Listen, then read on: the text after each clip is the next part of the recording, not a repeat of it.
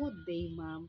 I'm Maricar F. De La Cruz, 36 years old, from Dilasag, Aurora, Philippines, married, and I have a fourth child, ages 13, 11, 6, and 1 year old. My father's is Ricardo L. Felix, and my mother's name is Priscilla G. Felix, and they are both deceased. I have two brothers and I. My religion is Roman Catholic. I am college graduate, and my hobbies are singing and dancing.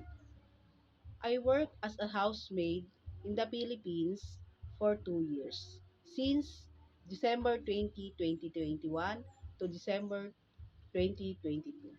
I serve five members of the family, a couple, and their three child.